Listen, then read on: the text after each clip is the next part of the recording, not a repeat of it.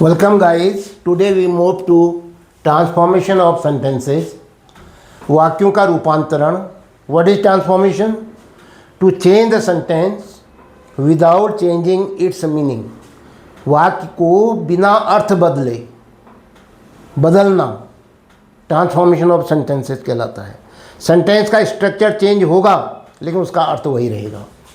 आज आपको interchanging the degree of comparison rule number 2 है ट्रांसफॉर्मेशन का, और इसमें हम एडजेक्टिव या एडवर्ब की डिग्री को चेंज करते हैं. कितनी होती है डिग्री एडजेक्टिव एडवर्ब की? 3 डिग्रियां होती हैं. पॉजिटिव डिग्री, कंपैरेटिव डिग्री और सुपरलेटिव डिग्री. देखिए एक्सरसाइज नंबर 6 से समझते हैं. Transform the following sentences into superlative degree. आज आपको सुपरलेटिव डिग्री में चेंज करना है. आपको क्या दे रखा है? या तो पॉजिटिव डिग्री दी होगी या कंपैरेटिव डिग्री के सेंटेंस दिए होंगे. तो वो पॉजिटिव डिग्री और कंपैरेटिव डिग्री के एडजेक्टिव को आपने किस में चेंज करना है? सुपरलेटिव में चेंज करना है. क्या लगता है? EST, tall taller tallest, big bigger biggest, long longer longest. लेकिन कहीं पर क्या होता है? Good better best, bad worse worst. इसी ढंग से मोर और मोस्ट लगा के beautiful, more beautiful, most beautiful, precious, more precious, most precious, important, more important, most important. तो ये है सुपरलेटिव में most important, most beautiful, most precious, most costly, tallest, biggest, longest. Number 1, no other warrior of his time was so great as Arjuna. जितना अर्जुन महान था अपने समय में उतना दूसरा योद्धा नहीं था. इसका मतलब क्या हो गया? कोई जब नहीं था, नो अदर कह रहा, कोई भी नहीं था. No other warrior of his time was so great कह रहा, तो इसका मतलब क्या हुआ? अर्जुन सबसे महान वॉरियर था. तो क्या है यहाँ पर?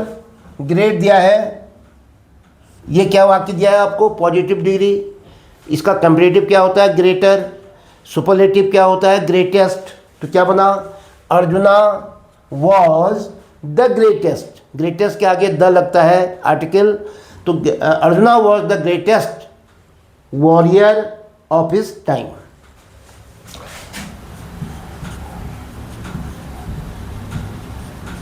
अर्जुना वॉज द ग्रेटेस्ट, ये लग गया greatest warrior of his time. अपने समय का अर्जुन सबसे महान योद्धा था, उसके बराबर कोई नहीं था.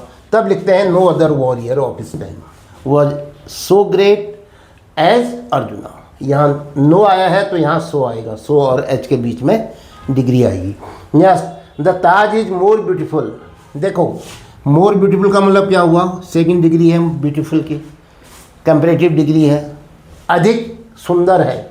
Then any other building in the world. संसार की किसी भी एक इमारत से, संसार की किसी भी इमारत से द ताज जो है ज़्यादा सुंदर है. तो इसका मतलब जब ज़्यादा सुंदर है किसी इमारत से तो क्या होगा? ताज सुपरलेटिव में मोस्ट ब्यूटीफुल हो जाएगा. तो क्या कहोगे? Taj Mahal is the most beautiful building in the world. क्या कहोगे? दुनिया की सबसे सुंदर इमारत है. The Taj is the most beautiful.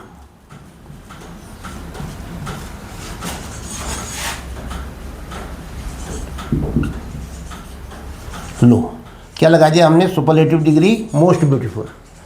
Taj is the most beautiful building.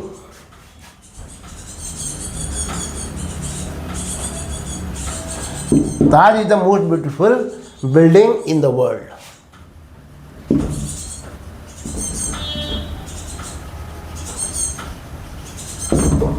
Taj is the most beautiful building in the world. More beautiful का मोस्ट ब्यूटीफुल हो गया. यहाँ देन एनी अदर बिल्डिंग था तो इसका मतलब है किसी भी इमारत से ज़्यादा है, तो इसका मतलब सबसे ज़्यादा है, उसके बराबर कोई नहीं है, तो द मोस्ट आ जाएगा. Next, no other king was so popular as Julius Caesar. कोई भी दूसरा राजा इतना पॉपुलर नहीं था जितना जूलियस सीजर था.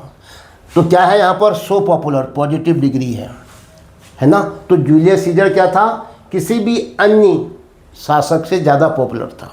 जब ज़्यादा था तो अब मोस्ट लाना है हमने, तो पॉपुलर का मोर पॉपुलर, मोस्ट लाना है।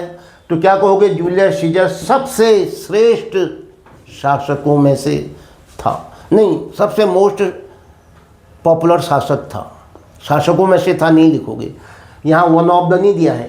तो क्या कहोगे, no other king was so popular दे रखा है, कोई भी नहीं था उसकी तुलना में, तो इसलिए वो सबसे श्रेष्ठ था। तो कैसे लिखोगे, Julius Caesar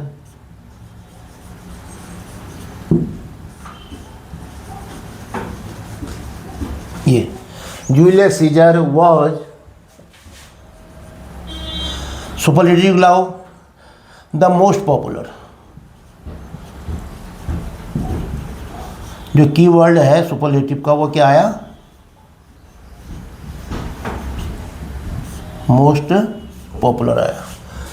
Julius Caesar was the most popular king, was the most popular king, बस क्या कहोगे, Julius Caesar was the most popular king, बाकी कुछ मत लिखो, किंग ऑफ द वर्ल्ड दे नहीं रखा है, इसलिए इतना ही लिखो, Julius Caesar was the most popular king, superlative degree में बदल दिया, अर्थ वही रहा, भाव वही रहा। Next, Delhi is bigger than any other city in India, Bharat में किसी भी दूसरे शहर से दिल्ली सबसे बड़ा है या दिल्ली ज़्यादा बड़ा है। बिगर आया, देखो ये BIGGER, बिगर, तो ये क्या है, कंपैरेटिव डिग्री। अब क्या बनेगा, बिग, बिगर, बिगेस्ट। अब बिगेस्ट लाना है आपने, द बिगेस्ट सिटी। तो भाई ये किससे बड़ा है, किसी भी शहर से ज़्यादा बड़ा कोई नहीं है इसकी तुलना में। तो अब क्या मतलब हुआ, इसका मतलब हुआ दिल्ली भारत में क्या है, सबसे बड़ा शहर है। तो क्या कहोगे, Delhi is the biggest, Delhi is the biggest, ये बिगेस्ट शब्द आएगा, is the biggest city in India, Delhi is the biggest city in India.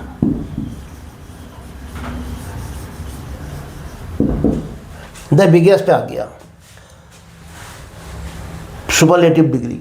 Next, America is richer than any other city in India, any other city in the world.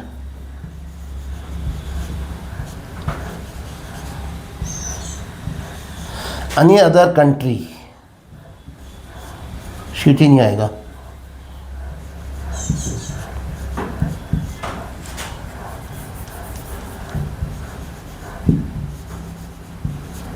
In the world.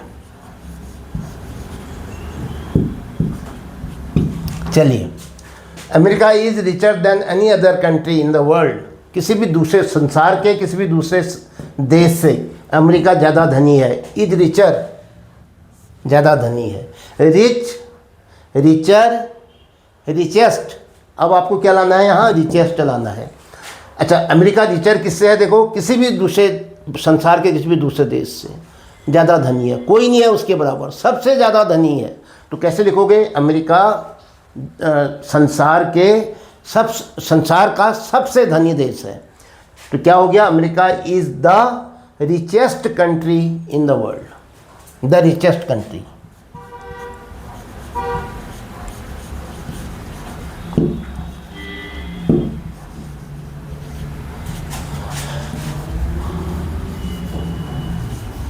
The richest, ये लिखिए, ये है keyword जो मांग रहा था वो, superlative degree. America is the richest country in the world.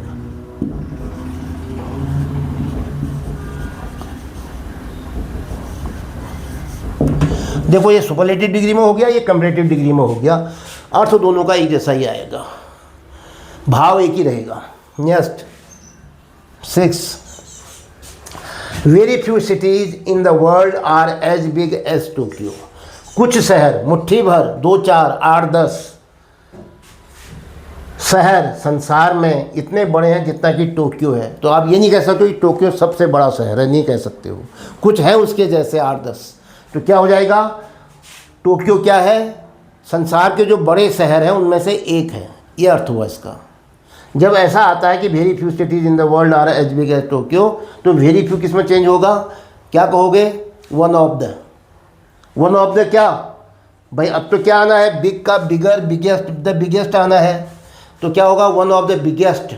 One of the biggest के बाद प्लूरल नंबर में आएगा सिटीज इन द वर्ल्ड, तो क्या कहोगे? टोक्यो। सबसे बड़ा नहीं कह सकते हो इसको। क्यों नहीं कह सकते हो? क्योंकि इसने कह दिया कुछ शहर जो हैं इतने बड़े हैं जितना कि टोक्यो है, कुछ शहर और हैं कह दिया इसने, वेरी फ्यू सिटीज, तो इसलिए आप टोक्यो को सबसे बड़ा मत कह देना। इतना ज़रूर है कि टोक्यो को क्या कहोगे? बड़े शहरों में एक है कहोगे, तो क्या कहोगे? Tokyo is one of the, क्या शब्द है वो? One of the biggest cities in the world. Tokyo is one of the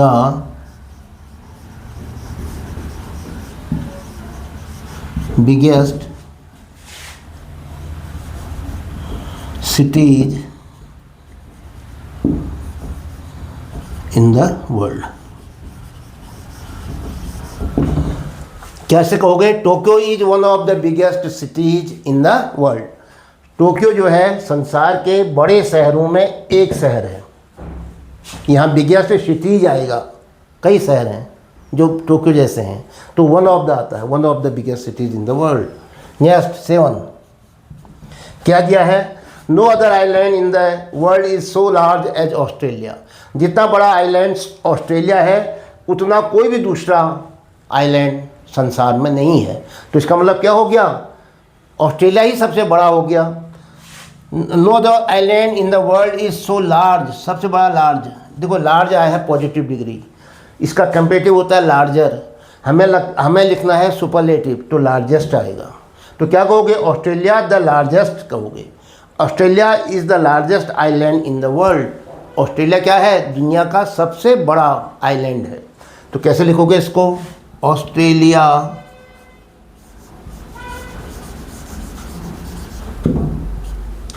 is the कहेंगे आप, द क्या कहोगे? Is the largest. ये है, कहीं पर होता है वन ऑफ द लार्जेस्ट, तब होता है जब यहाँ वेरी फ्यू होता। ये तो कह रहा नो अदर, कोई भी नहीं है उसका जैसा कह रहा, तो इसलिए यहाँ पर क्या लिखोगे? ऑस्ट्रेलिया को ही सबसे श्रेष्ठ बताओगे। ऑस्ट्रेलिया इज द लार्जेस्ट बताओगे, is the largest island in the world.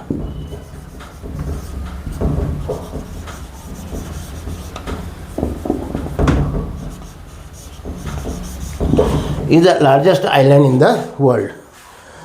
तो ये दिखा आज आपने कि जो सेंटेंस आपको पॉजिटिव डिग्री और कंपेरेटिव डिग्री में दिए हुए थे, आपने उनको सुपरलेटिव डिग्री में ट्रांसफॉर्म किया, उनका अर्थ नहीं बदला, सेंटेंस का स्ट्रक्चर चेंज हो गया। इसको कहते हैं ट्रांसफॉर्मेशन ऑफ सेंटेंसेज। आज हमने पॉजिटिव और कंपेरेटिव डिग्री को सुपरलेटिव डिग्री में चेंज किया कहें या ट्रांसफॉर्म किया। समझ में आ गया? तो ये एक्सरसाइज आपको कैसे लगी, कितना समझ में आया, आप अपनी राय कमेंट बॉक्स में अवश्य दें। यदि आपको अच्छा लगता है तो अपने मित्रों को शेयर करें और इस चैनल को सब्सक्राइब करना भी ना भूलें। ये चैनल या ये exercise class 9th 10th 11th 12th NDA CDS CGL bank PO और UPSC एग्ज़ाम के लिए एक बहुत बड़ी प्रिपरेशन है। भले ही उन जो कॉम्पिटिटिव एग्ज़ाम्स है उनमें एग्ज़ाम का पैटर्न क्या हो जाता है, MCQ पैटर्न में आते हैं, वहाँ पर सपोर्ट दिया हुआ रहता है। यदि आपके पास रूल है तो आप के लिए वो exercise as a child's play हो जाती है, बिल्कुल एक बच्चों का खिलौना हो जाता है। तो इसलिए ये रूल्स के साथ आप पढ़ रहे हैं, इनको बारीकी से पढ़िए और भी अभ्यास कीजिए लगे हाथ। इसके साथ ही आज का ये वीडियो समाप्त होता है। जय हिंद।